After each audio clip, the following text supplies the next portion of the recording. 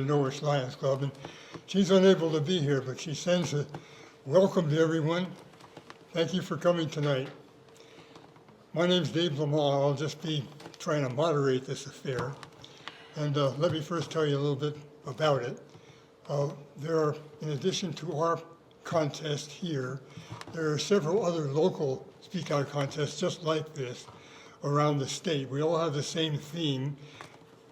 We here didn't have any choice in selecting the theme of lead to serve, serve to lead. Everybody else is doing that too.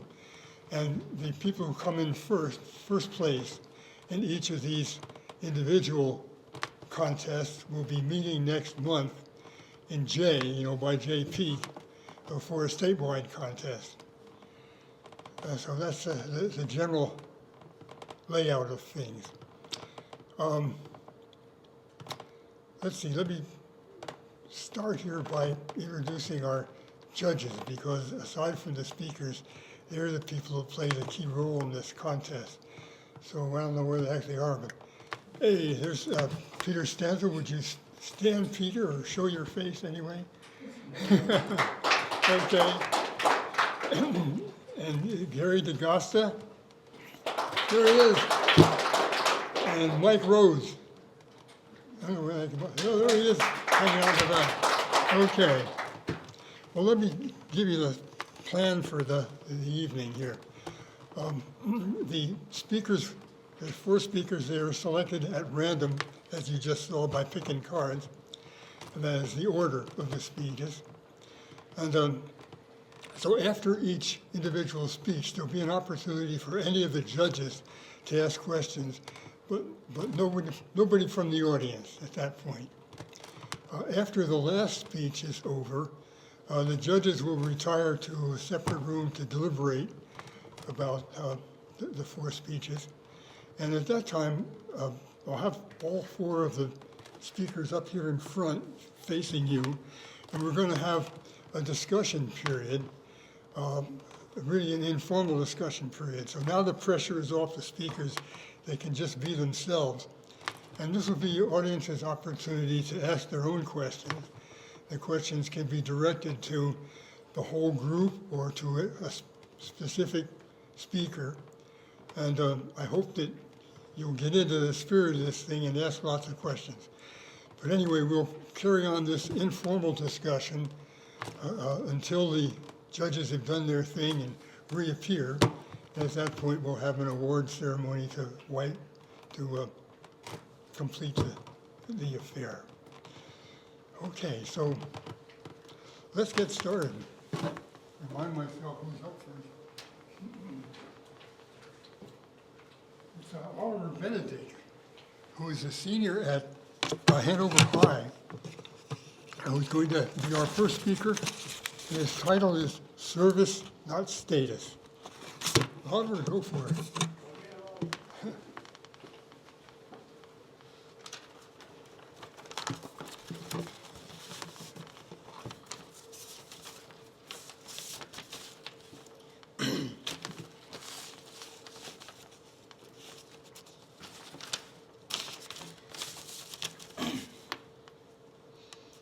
Most people visualize leadership as a pedestal or a peak, a destination where once you arrive, the work stops and the delegating begins. They imagine a manager behind a heavy desk or a CEO broadcasted on a screen, figures who exist outside of the daily grind of the people they oversee. But that version of leadership is an illusion. Any real leader knows that you cannot simply stand at the top, but you must also vivaciously build the foundation.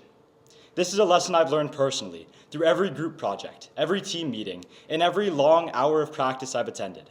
In any environment, whether it's a simple classroom assignment or a massive corporate structure, the person who steps up to lead must also be the one most willing to chip in.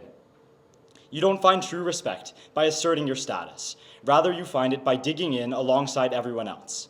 Real leadership is a social contract that requires you to prove every single day that you are not above the mission, but in fact, a servant to it. I see this most clearly on the water. I've been a member of the Hanover High School crew team for 4 years, and I've served as a coxswain for the top varsity boats since my freshman year. I've been to the New England champions, and I've competed at the highest levels, but I don't get that seat because of a title. or because I was picked out of a hat. I earned it through a level of discipline and effort that most spectators at a race will never see with their own eyes. In 3 years of this sport, I have never once missed a single practice.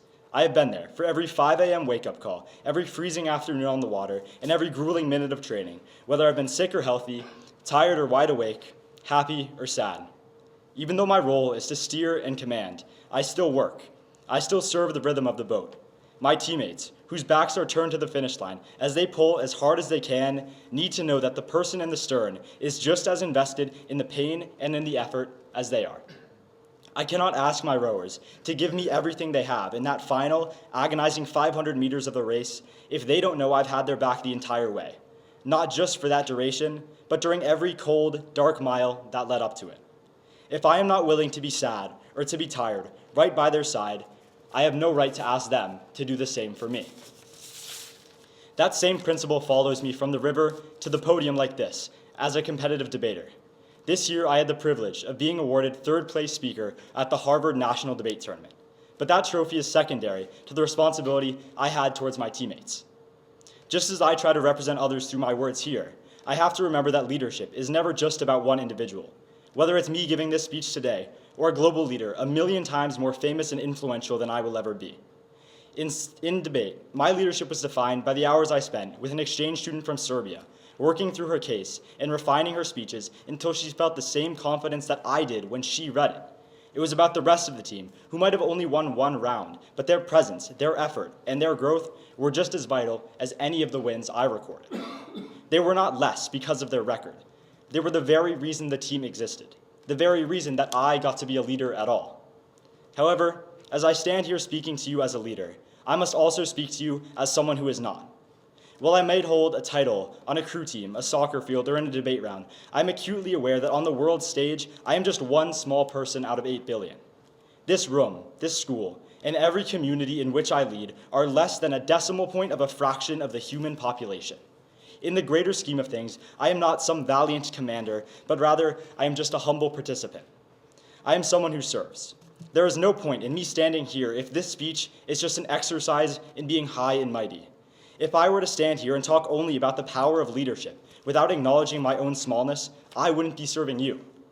I would be failing the very prompt I'm trying to address. I speak to you not from above, but from within the crowd, because the smaller voices move the world forward just as much as the big ones do. This is a truth we need to restore in our modern world, where we often get blinded by the leader as a singular hero, even though one person is not inherently more valuable than another just because their leaderships shape them to be beneficial in a leadership role. Some of the most indispensable people in history have worked in the background, far from the spotlight. Think about the mathematicians at NASA, whose quiet calculations are the only reason a rocket ever leaves the atmosphere. Or the medical researchers who spend decades in windowless labs that provide the very breakthroughs that allow doctors to save lives. Whether it's the military, where you must serve and labor before you can even entertain the dream of rising in rank, or the massive tech companies of today, we must remember the people themselves. We need to value the worker, the constituent, and the teammate just as much as the figurehead. The essence of a leader is found in serving their purpose and their people with the drive that never wavers. Only when you have shown you can serve, you earn the right to lead. And only once you are leading, the service has just begun.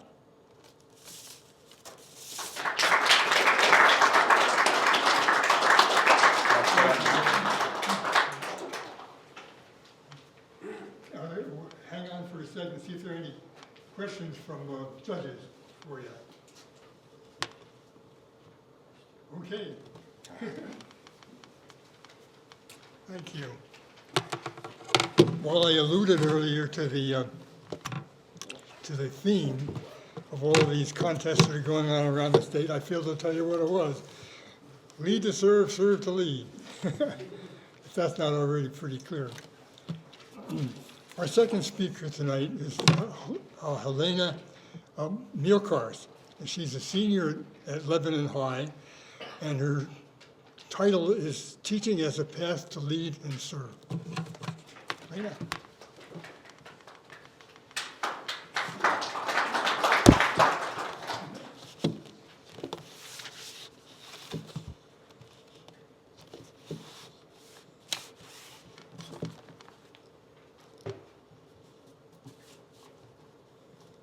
Good evening. My name is Helena Mielcarz, and I am a senior at Lebanon High School, and I'm honored to speak with you today. When presented with the topic, Lead to Serve, Serve to Lead, I considered what it means to be a leader and what it means to serve my community. In my life, I have come to realize that the most important way that leadership and service are connected for me is through the lens of teaching and education. My goal is to become a teacher, and next year I will attend the University of Vermont and to major in special education. This is a dream come true for me because I've always wanted to be a teacher. When I was in preschool, I lined up my dolls and stood in front of my makeshift classroom to teach them to count. In kindergarten and first grade, I gathered my classmates to play school during recess, and I always took the part of the teacher. Once my cousins were born, I recruited them into my imagined classroom. I can't remember a time when I didn't want to be a teacher. I have dyslexia. For me, learning to read was a long struggle, which I didn't truly achieve until the end of 4th grade. Being a good reader is so commonly linked to being intelligent that for many years, I didn't think I was smart because I struggled with reading. It took a long time for me to gain confidence. It was my teachers who made it happen. They were quiet leaders in my life who modeled determination, compassion, and a commitment to equity. As I prepare to graduate high school in just a few months, I begin my path towards becoming an educator. I have to think a lot about the connection between teaching and leadership. How is an educator a leader? In what ways can a teacher serve others, and how is this service a form of leadership? As a teacher, I believe I can both lead and serve in direct, immediate, and personal ways. Teachers are seen as leaders by their students. Educators are also seen as leaders in their community and among their peers. For the past 2 years of high school, I've had the amazing opportunity to student teach at Hanover Street School under the guidance of special educator Andrea Gilmore. Miss Gilmore is a leader in the classroom, in the school, and she has been a role model to me since I was a little kid. She was my teacher who taught me to read, and now she is the teacher who is showing me the first steps to becoming a teacher myself. Last year, I had the chance to be one of the first high school students to take part in mentoring younger children through a new program called Big Buddies. In the first year, just a handful of high school students participated. This year, the program has more than tripled in size. I look forward to my time with my 3rd grade buddy and having the chance to mentor a younger child. As we enjoy simple things like sharing a meal together, playing games, or just being together, I see my buddy developing new confidence and finding new ways to see her own value as a person. These small connections are what I think of as personal leadership. Through the Big Buddy program, I have received the powerful opportunity to get to know one particular child and develop a friendship of caring and honesty. I am deeply aware that she sees me as a leader and a role model, which is a tremendous responsibility. It makes me more aware and conscious of each choice I make because I know she sees me as a leader. This connection improves both of our lives and experiences. It's a small action, and it makes a really big difference. Working with students who have special needs has always appealed to me. My experience as a person with dyslexia gives me a unique insight into how it feels to struggle to learn. I have the responsibility to use this to serve other learners. I understand how hard school can be, but I can also model to students that they too can find their own paths to success. At Lebanon High School, I have had the opportunity to work closely with Miss Christian McDonald, an educator who I believe exemplifies teacher leadership. She is encouraging and supportive while also focusing on empowering her students to develop independence and take control of their own education. She works as a coordinator of extended learning opportunities. She helped me figure out how to create an opportunity to study education and student teach while still in high school and earn college credit. I see her daily working with all kinds of students at Lebanon, guiding them to achieve their goals and find new paths, but never doing it for them. She also works with other teachers to find ways to maximize student learning. To me, she exemplifies how a teacher serves as a leader. Over the next years, I look forward to gaining experience and training that I will need to support students who need specialized, individual approach to their learning. I want to approach special education from a position of inclusivity, social justice, and assumed competence. I hope to impact students to learn, to care, and to challenge themselves, and to see their own value, just as my teachers have taught me these things. This is a crucial connection between leadership and service that I see so clearly expressed in education. A leader has the opportunity to serve, the responsibility to serve, and the power to serve. One of the most important things about education and being a teacher is the opportunity to lead and serve at the same time. A teacher has two roles. They lead their students to learn and grow. They serve their communities as they guide young learners towards competence and independence. Teachers prepare the next generation for a life where they can one day lead to serve. Being able to lead and serve in a community is a privilege and a responsibility. Those teachers who have been leaders to me and who have served me have shown me this powerful truth. I'm excited to move it forward as I prepare for a life of leadership and service in education. Thank you.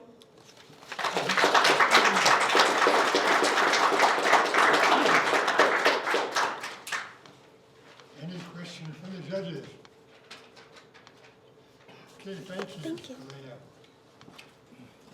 Our next speaker is Ian's son, who is a sophomore at Hanover High, and his title is, "Hey guys."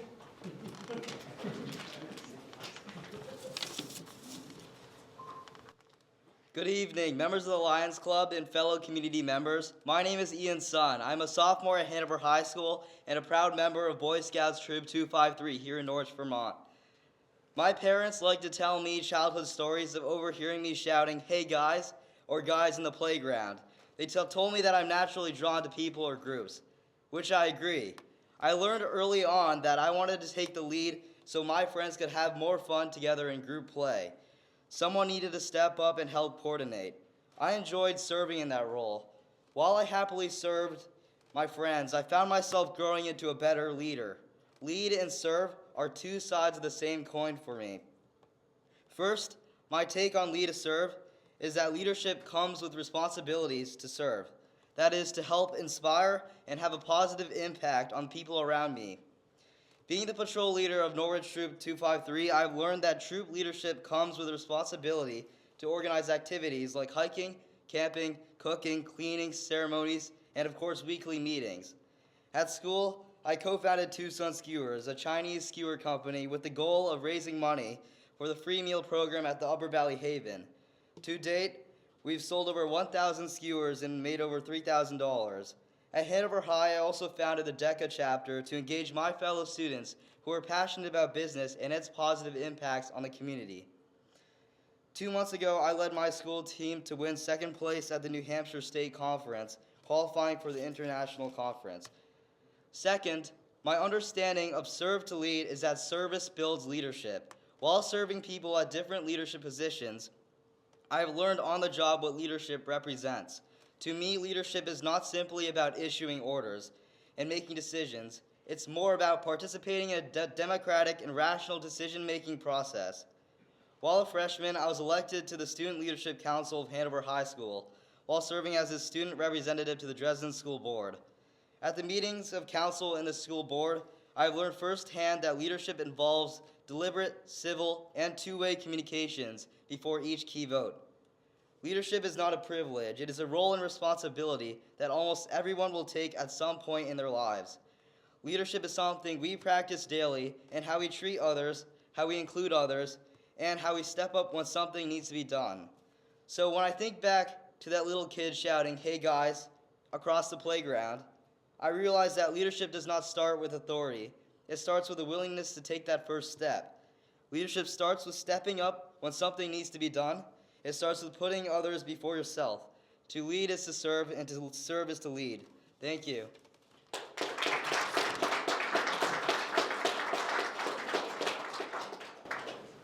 Question? Okay, thank you, Ian. Our final speaker is Gabe Malloy from, what am I talking about here? He's from Sharon Academy High, where he's a senior, and his title will be Servant Leadership, Leading Through Philosophy.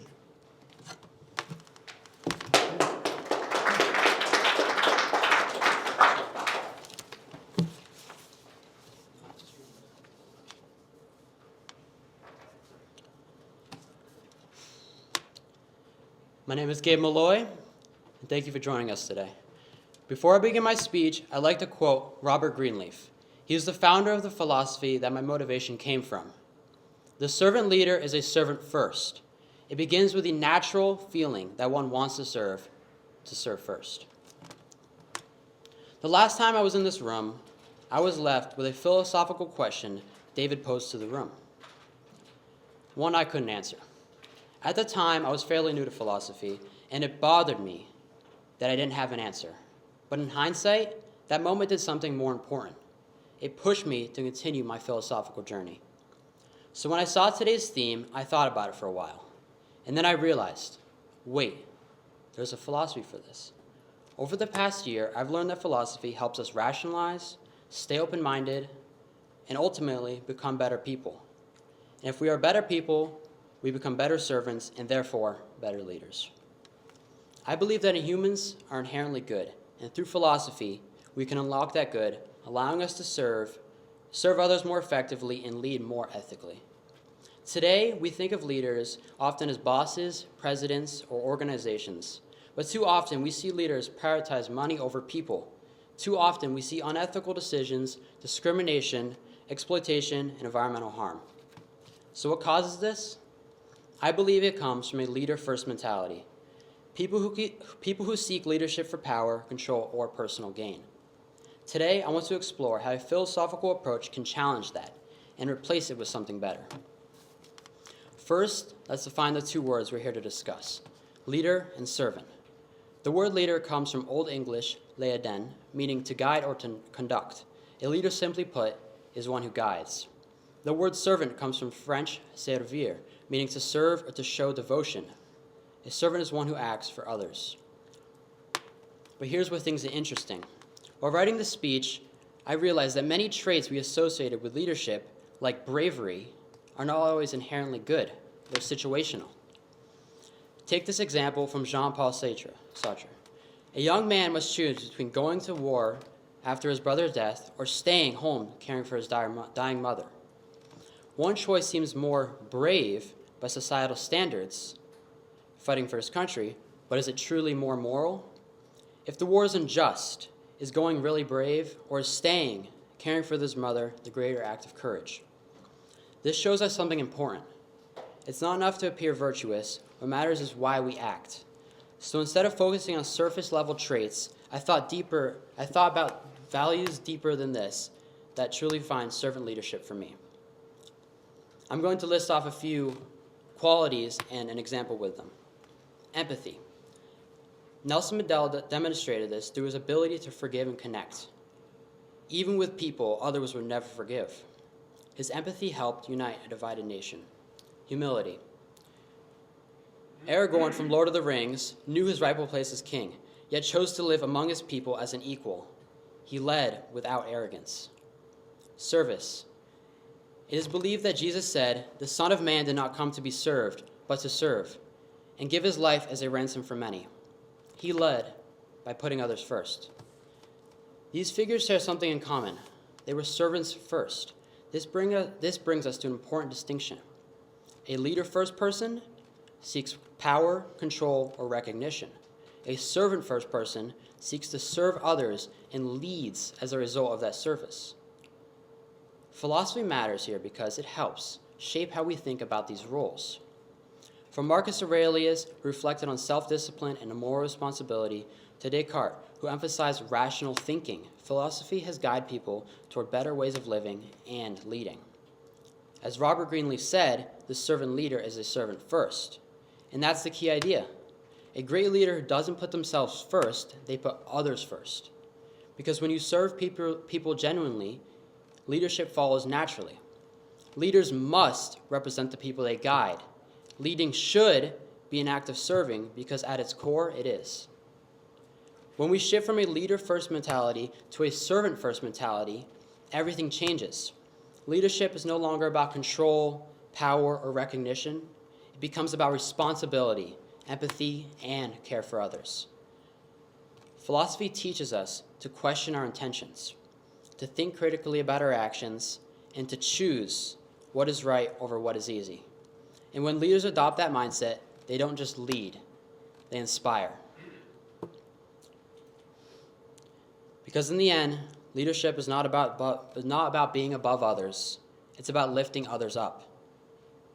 And when we lead with that mindset, we don't just become better leaders, we become better people. I hope I could serve you all in my speech. Thank you.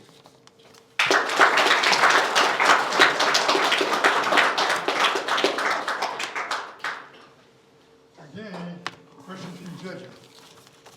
If not, let the judges go and do their thing. And if we can get all the speakers up in front here, facing the audience, we can start to have an informal discussion where the audience finally gets into the action.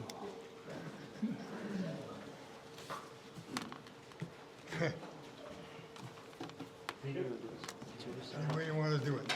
On your side? Yeah, that's fine. I'll just stand in the middle here.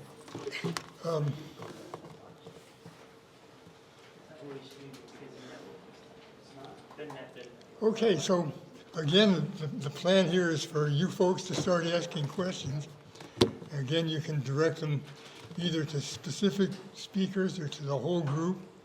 And I hope now that the pressure is off our speakers, they can be themselves and jump in whether the question's directed to that particular speaker or not. So go for it. Nobody's going to go for it. I'm going to say something. You don't want that to happen. So, yeah. Yes. So I'm Brendan Klassen. I live in town. I've been at the Lions Club for 6 weeks. So I'm very new to this. This is my first Speak Out competition, which is great. First of all, thank you to all 4 of you for volunteering to step up and make contributions tonight. I've learned something from you guys, all 4 of you. Public speaking can be a terrifying experience. I think I probably am lucky I can manage it. My eldest son once took a job, and his first task on Monday morning was to give a 10-minute speech about his ideas, his background and everything. He was so terrified, called in off work, missed his first day, because he couldn't stand the thought of public speaking. So I know personally through family connections how tough public speaking can be. You guys were great tonight. I think little vignettes from what each of you have said have resonated in my mind.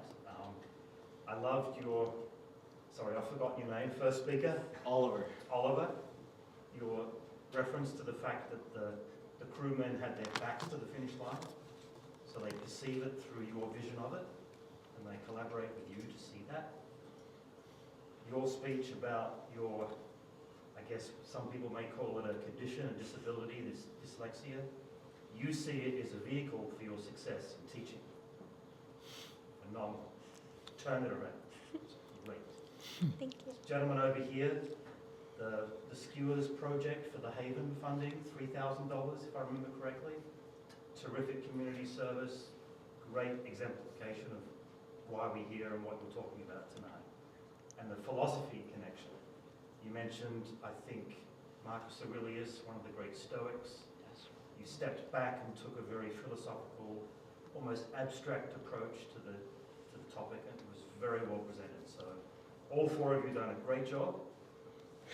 Thank you very much. I've learned a lot, so I appreciate it. Thank you. Thank you. Wow, that's an excellent summary. Okay, I hope that inspires others among I'm you. glad I'm not one of the judges. Yeah, that's right. I just want to say one thing. Yeah, Demo. I can't top that. That was excellent. But I just want to sum it up to say that each of you had your own unique approach to the topic of leadership and serving, and you did it in your own way. Philosophy, Teaching. your challenges with your dyslexia, your leadership versus serving, and philosophy. Philosophy here. Yeah. Yes, and just the way each of you, tackled that, it was just fantastic. Thank you. And I have a question for the scout. When is the ramp going to be done at the Legion? You're working on it. You knew that was. I was looking back. No, that's great, thank you. Great job. Yes. Building on this gentleman's comments, what do you guys do to prepare for public speaking? Or what made you feel like you wanted to participate in something like this? Should we go down You the want line? to field that? Oh yeah, sure. I guess I'll start over here. I've kind of always been a more social person my whole life. I think as some other people talked about. When I was a little bit younger, I acted, which was definitely, that's something that'll get you up there, that'll put you on the spot. But as I mentioned in my speech, I kind of transitioned to a more formal setting. And just with so much time giving speeches, like at tournaments, at events, in school, it's something that's kind of just come more naturally to me. I definitely had to read my speech over out loud a few times. I'm cat sitting for a friend who's out of town this weekend, so I read it to some cats over the weekends, hoping they'd be appropriate judges. But I mean, other than that, I don't have too much. It's something that I'm fortunate enough to have come pretty naturally to me. I do theater, so I do musical theater and I do plays. So a lot of my public speaking has come from that. Christian McDonald, who I spoke about in my speech, encouraged me to do this, as well as the Rotary speech contest, because she knew I liked public speaking from theater. And this has really pushed me out of my comfort zone of scripted. So I've really benefited from doing speeches rather than just plays and musicals. Well, like the first two contestants here, I had the opportunity to do things like theater, but I didn't take that opportunity, unfortunately. I would probably be a lot better off if I did. But I've always wanted to be maybe like a motivational speaker, but I have a long ways to go if I was actually to do that. But I've always wanted to speak in front of people because it's something that I've always been challenged with. So I like doing things that I can't do as to make myself a better person. Yeah, I've never acted before. I've never done theater. I did this last year, so might as well do it this year. Very good. Great job. Fantastic. Yeah. Do you guys have any tips just to help folks that have stage fright, or little things that work for you that you found? I guess I'll start over here again. Sometimes I definitely, like in rounds when I'm in competition and stuff like that, where it gets really tense and I have to remember and recite a lot of things in a manner that I can't do all the time. One of the biggest things for me is I have to remember to breathe, because sometimes that's something I struggle with. I don't have it here today. I write the word on my hands, and as I sit at a podium, I'll have it there, and as I look down at my paper, I'll see it, and I can kind of just ground myself a little bit. So whether it's breathing, whether it's finding something in the room that you can look at and ground yourself, I think that's the biggest thing for me. Just you're present, you're there, you're already 90% of the way through just by stepping up. And I think if you can get that done, then just reminding yourself that you're up there and that's 90% of the way.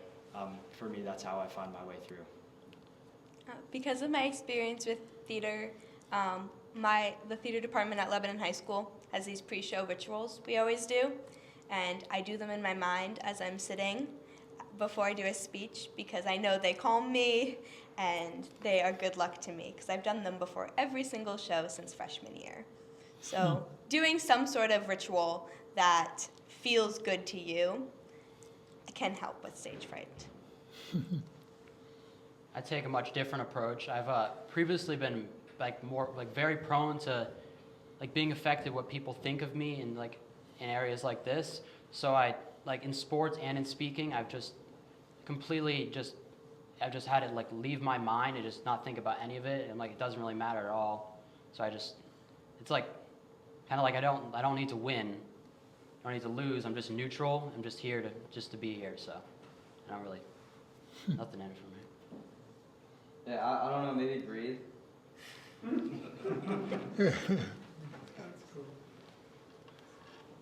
Other thoughts? Yeah. I was really moved by all four of your talks, and I wondered if you, any of you spoke about teachers, but I wondered if you had individuals in mind as you were thinking this through that might exemplify some of the principles and characteristics that you were talking about. Yeah, so I spoke about two people that really helped with that. Andrea Gilmore, who was my teacher in elementary school, and she's also my mentor teacher now. And she is a leader in my community too. She lives right up the street from me, so I see her all around helping people in the neighborhood too. So she's a leader there and in the school and in the whole district because she's worked at multiple schools since her time starting in Lebanon. And then Christian McDonald, who I also spoke about in the speech, she is a wonderful teacher. She used to be a reading specialist, but now she is the extended learning opportunities teacher, and she's trying to get a lot of different opportunities for students that don't just involve sitting in the classroom. At Lebanon High School, we have this program called Take Flight, where we're building an airplane at my school. I'm not a part of it. That doesn't sound like something I would like to do, but people do like it. You can build an airplane. We have a tech internship with Hypertherm and a biotech company, and then we have many different things, and it shows how she goes out of her way to create opportunities where she's leading these students in a way that is not like regular high school. And then another teacher is my mom. She works at my school. She is a leader in the school, in the classroom, in the community. She's on the library board for Lebanon. So I think there's many people in my life who have shown me what an educator and also a leader is like. Yeah, I can go now. I interpreted this prompt, I think, rather personally to myself. So when I was writing, I was thinking a lot about my own experiences. I think, as I said before, as someone who was more comfortable standing and more comfortable being out there and talking to people, I found myself at the forefront of things like group projects or other opportunities where I kind of more naturally fell into a leadership role. But I think over time, something I've had to work with myself is making sure I don't overextend that, making sure I don't, kind of like I talked about in my speech, feel that I am superior in any way to my group members, or my ideas are more right just because I'm leading. And as someone who more naturally fell into that role and didn't kind of choose it, kind of navigating personally what service and leadership and how I can find a balance there is most of what I was thinking about when writing. When I saw the theme, usually what I would do is just go all at it and just free ball it. Just, you know what I mean? Just do it however I want to. But I've been working to be more constructed and articulated in the way I do things. So I first, learning the definitions, I became well versed in the theme and serving and leading, and then I started to build my ideas through that. So just trying to develop that new form of thinking rather than just being. There's a word for it, but I can't think of it. I think we have 4 future members of the Norwich Lions. A great recruiter. We'll be looking for you guys. Well, when I look back over my own life, I realize that leadership by example has been the most important thing for me. I joined the Dartmouth chemistry department as a faculty member many decades ago, and enjoyed a wonderfully long career there. It turns out that there was a leader of our chemistry department named Walter Stockmeyer. And Walter Stockmeyer was really a remarkable man. He served as the chair of the department on a few occasions over the course of several decades, but it didn't matter whether he was in the chair position or not. He was the de facto leader of the department. And the reason for that is that he was really a wonderful man. He was a terrific chemical physicist who, among his many honors, received the National Medal of Science from the U.S. President with a handshake. And in addition to that, he was wise and kind and generous, modest, and he had just a terrific sense of humor. So I think really that, certainly true for me, but I think for my colleagues as well, we all really wanted to be more like this guy. And that made a huge difference. When I look around at other academic departments or corporate offices full of ambitious and competitive people, I think oftentimes you find some sharp elbows, some turf scuffles, some maybe petty jealousies and swollen egos. It's just sort of, that's the way people are. But I must say that my experience at Dartmouth was very different from that. As long as Stockmeyer was active in the department, we had an amazing esprit de corps, a camaraderie, a feeling of unity, a feeling that we're all trying to work together to make the department reach its maximum level of achievement. So, in other words, Stockmeyer led us.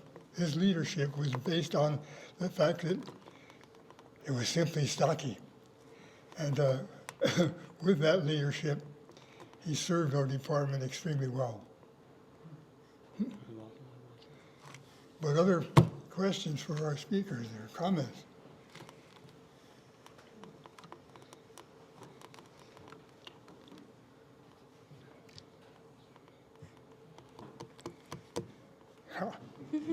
Keep thinking, or I'll tell you Stockmeyer stories. You don't want to hear that. You don't want to hear about the time my wife hit him in the face with a cream pie or things like that.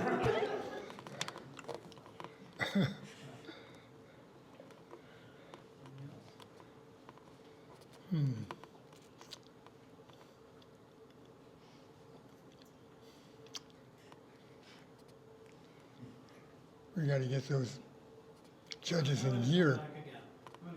Are there any models, adult models of people outside of your own activities that you think, a coach or you've been very good about identifying individuals who really inspire you.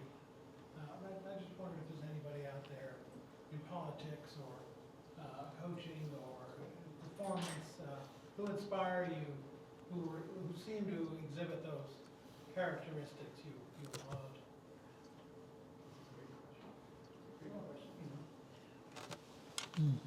I mean, aside from your host.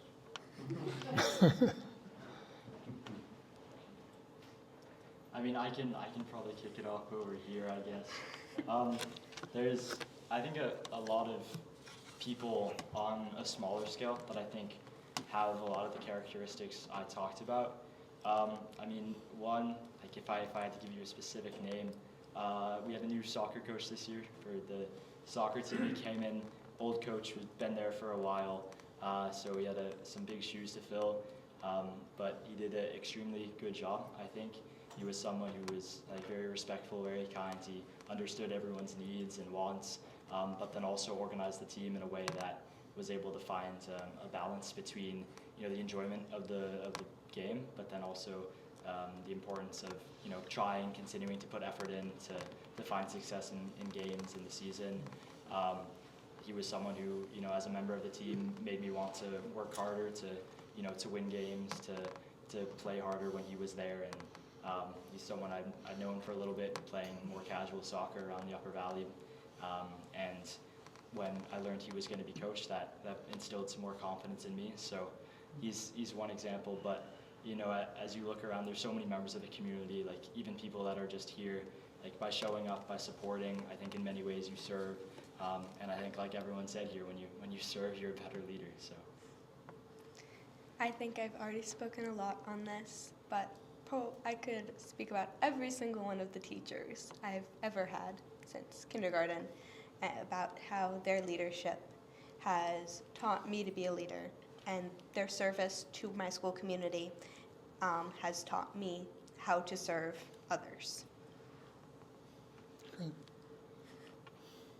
I mainly looked at bigger examples like Jesus in mind, because I was trying to be more articulate, but I do have people that I feel resemble leaders in a way. We're looking at it as serving. I think one would be my father, who shows, I feel like he shows great servitude towards me, even his son, somebody who, like, normally you'd be like, I'm your father, I'm superior to you, but he's found a way of humbling himself and like bringing me up higher, and showing humility and showing forgiveness to every mistake I've made, and empathy, like to many things I have done.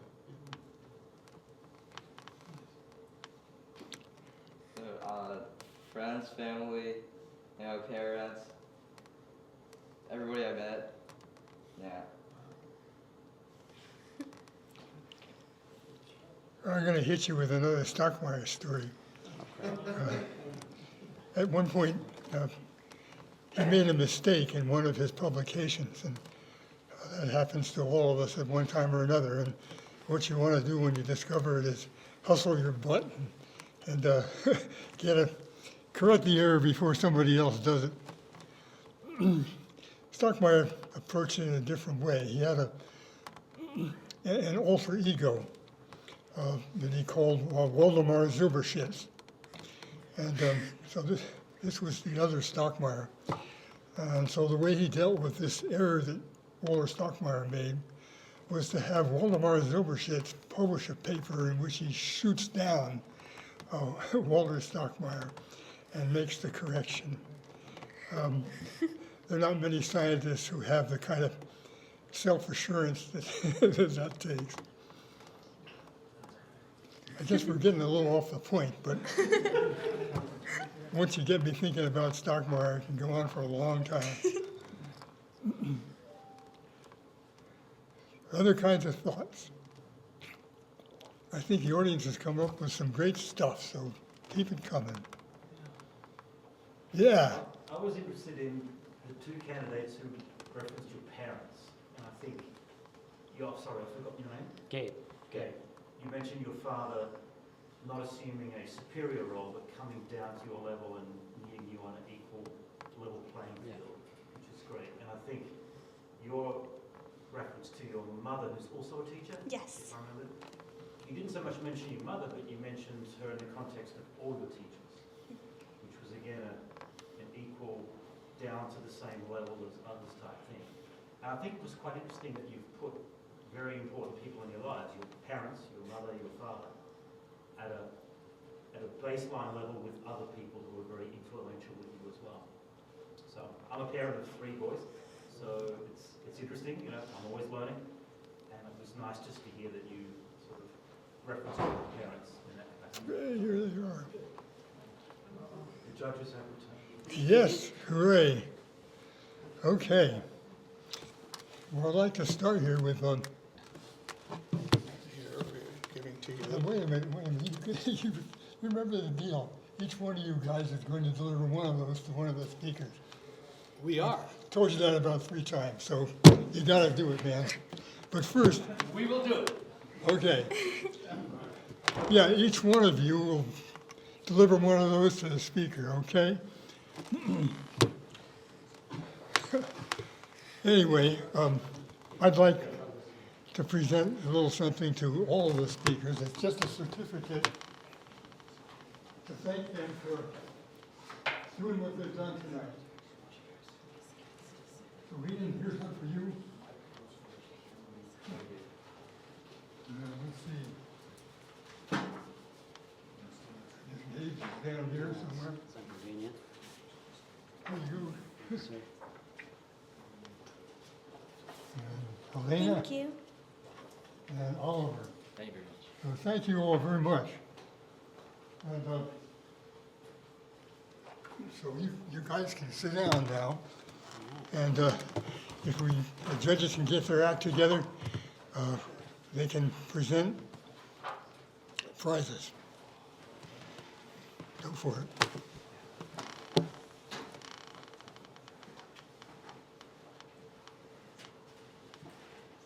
Congratulations, all of you. And coming in third is Helena, who did a wonderful job, and congratulations. Thank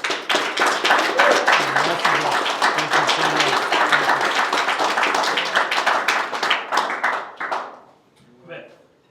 Yeah, gotta get a photograph. Okay. I'm kind of Steve.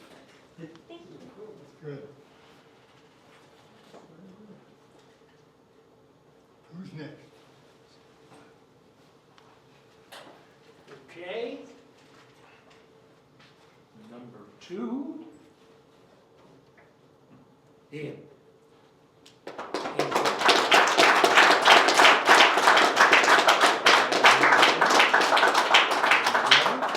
Why don't you can hold this like this and we'll have it ready for the photograph.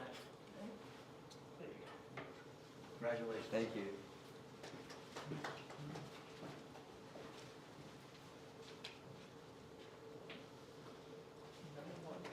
So, for the winner, and we're all going to be looking for some philosophical guidance in our lives after your speech. Gabe, congratulations.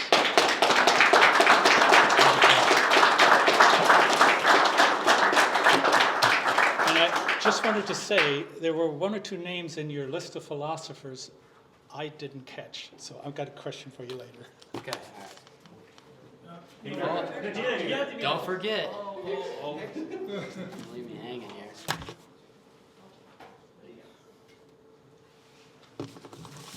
Also a statewide contest.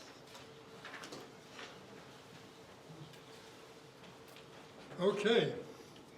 Well, I'd like to wind things up here by acknowledging the folks who have made very important contributions to this. Obviously, you need to thank the judges again, since they're the ones that did the key job, aside from the speakers.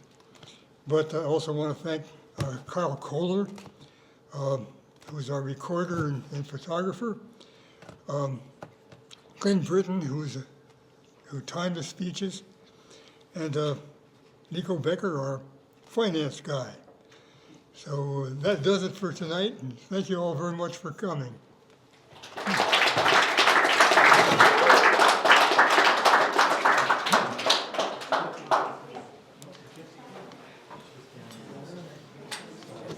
Congratulations.